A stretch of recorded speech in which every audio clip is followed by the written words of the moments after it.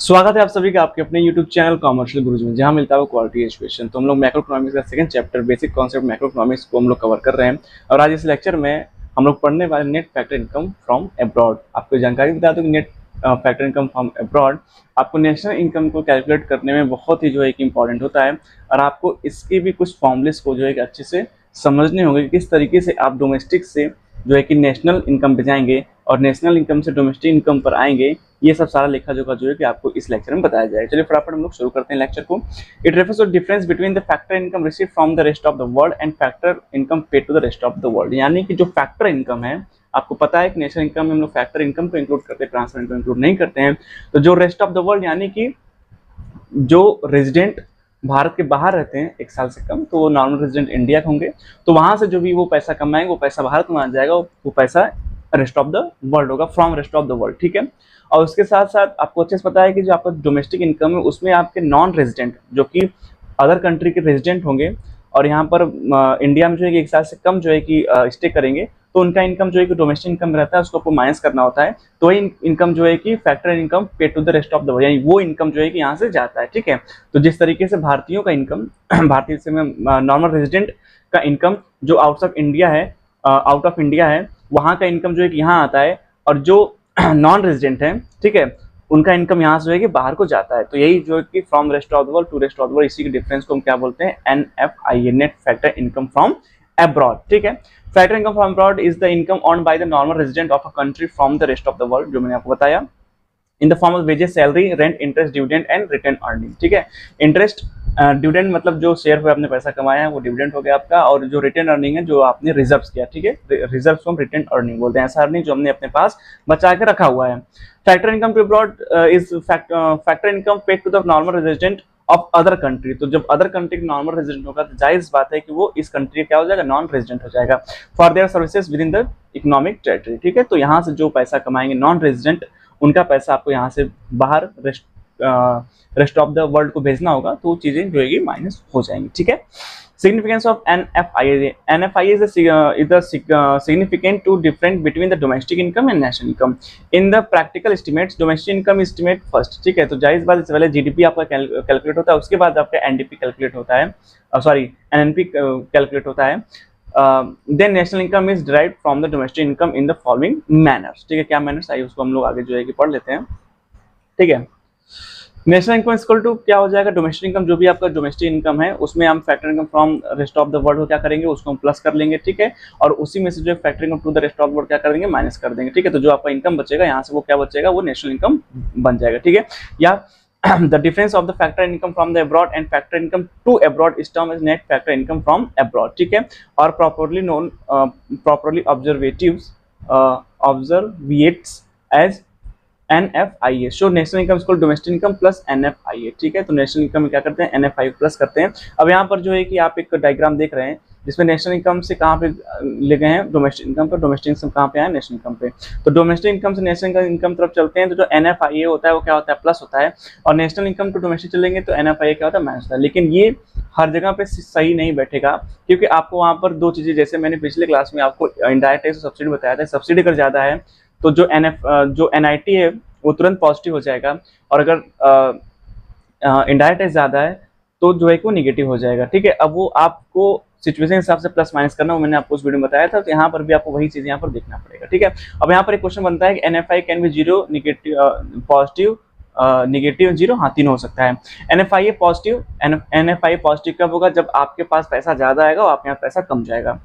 Positive when income earn from the abroad is more than income paid to the abroad. ठीक है। NFI negative जब आपके यहाँ पैसा ज्यादा जाएगा और आपके यहाँ पैसा कम आएगा। NFI is negative when income earn from abroad is less than income paid to the abroad. NFI zero कब हो सकता है, जब जो पैसा रेस्ट ऑफ द वर्ल्ड से आया, यहाँ से जो पैसा रेस्ट टू द वर्ल्ड गया हुआ है, ठीक है, वो क्या होगा, वो अगर इक्वल होगा तो आपका क्या हो जाएगा, जीरो हो जाएगा। when income earned from abroad is equal to the income paid to the abroad। तो तीनों सिचुएशन जो है कि NFIA में हो सकती है। ठीक है। लेकिन अब यहाँ पे आपको ध्यान क्या देना है, मैं आपको समझा रहा हूँ। जैसे फॉर एग्जांपल आपको पता है कि आपको डोमेस्टिक से कहाँ पर जाना है, नेशनल पर। कहाँ जाना है, नेशनल पर। ठीक है, नेशनल इनकम पर। तो आप इसमें क्या करेंगे, आप इसमें करेंगे plus factor income from abroad FIFA minus factor income, नहीं आपको विजुअल हो रहा होगा, इसको मैं फिर से जो है कि कर लेता हूँ, ठीक है।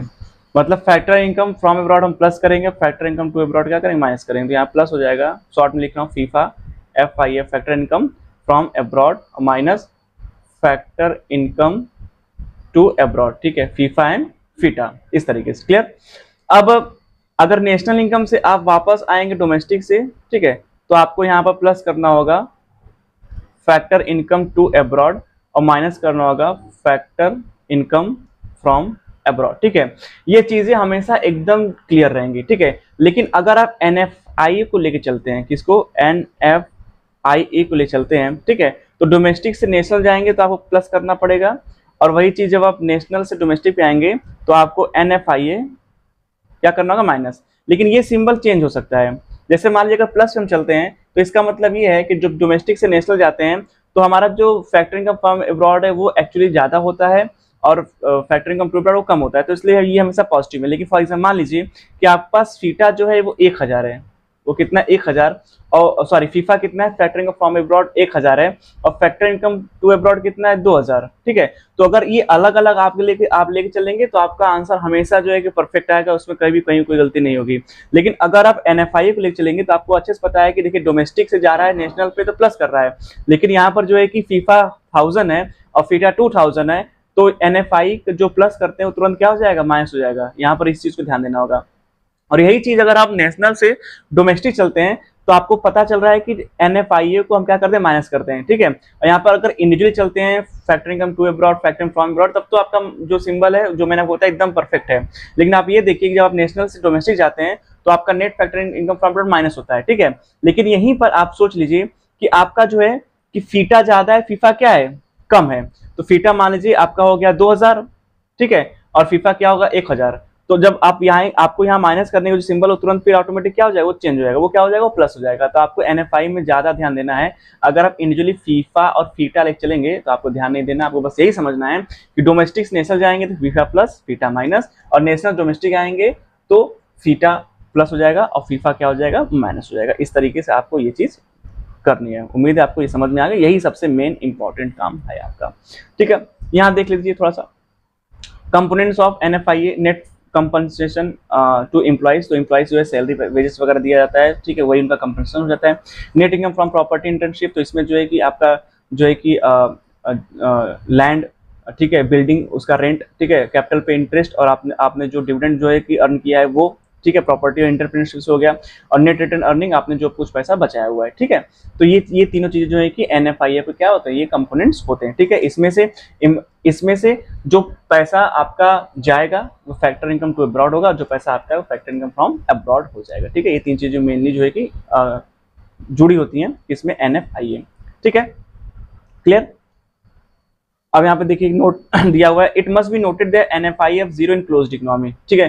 क्लोज्ड इकोनॉमी मतलब समझते हैं, क्लोज्ड इकोनॉमी का मतलब ये होता है भैया कि ऐसी इकोनॉमी जो अपने जियोग्राफिकल बाउंड्री लाइन के बाहर काम ना करे, ठीक है। जैसे इंडिया को एग्जांपल ले तो इंडिया में ना तो एक्सपोर्ट हो ना तो इम्पोर्ट हो, ठीक है, तो क्या हो जाएगा वो क्लोज्ड इकोनॉमी, क्योंकि जो क्लोज्ड इकोनॉमी होती है वो रेस्ट ऑफ वर्ल्ड से कॉन्टेक्ट नहीं करती है, तो उसका जो GDP है, ठीक है, उसका जो GDP है वही उसका क्या बन जाएगा, नेशनल इनकम बन जाएगा, ठीक है। तो ऐसी जो इकोनॉमी, क्वेश्चन बन सकता है आपको यहाँ पर, हाइपोथेटिकल क्वेश्चन बन सकता है कि ऐसी इकोनॉमी जो क्लोज्ड है तो उसका GDP को हम नेशनल पे कैसे कन्वर्ट करेंगे, तो डेफिनेटली उसका जो GDP है वही तो क्या बन जाएगा, नेशनल इनकम बन जाएगा, ठीक है। क्योंकि ना तो बाहर से इंपोर्टर है ना एक्सपोर्टर है, ठीक है, ना तो रेजिडेंट आपके बाहर काम कर रहे हैं और न तो बाहर के रेजिडेंट जो है कि आप यहाँ काम कर रहे हैं, तो वहाँ पर जो है कि इसकी कोई जरूरत ही नहीं पड़ेगी, ठीक है। वो क्या हो जाएगा, NFIA जीरो हो जाएगा, ठीक है। आइए थोड़ा सा यहाँ देख लेते हैं। Before we proceed further, student must be very careful while dealing with the net factor income from, वही मैंने जो आपको बताया वही चीज यहाँ पर समझाया। क्या देखिए, अगर पहला केस क्या है कि अगर फैक्टर इनकम फ्रॉम अब्रॉड कितना है 500 और फैक्टर इनकम टू अब्रॉड कितना है 300, ठीक है, तो यहाँ पर आपका नेट कितना बचेगा, 200 बचेगा, ठीक है। अगर डोमेस्टिक से नेशनल जाएंगे तो प्लस होगा, नेशनल डोमेस्टिक आएंगे तो माइनस होगा, ठीक है। फैक्टर इनकम फ्रॉम अब्रॉड ये क्या है 200, ये कितना है 620, ठीक है, तो आपका यहाँ पर 370 देखिए आ रहा है। तो अगर डोमेस्टिक से जाएंगे नेशनल पे तो माइनस हो जाएगा, और नेशनल डोमेस्टिक आएंगे तो प्लस हो जाएगा। अब क्वेश्चन में सिर्फ और सिर्फ फैक्टर इनकम फॉर्म ब्रॉड हुआ है, तो अगर डोमेस्टिक नेशनल चल रहे हैं तो बस प्लस होगा, और नेशनल डोमेस्टिक आ रहे हैं तो माइनस हो जाएगा।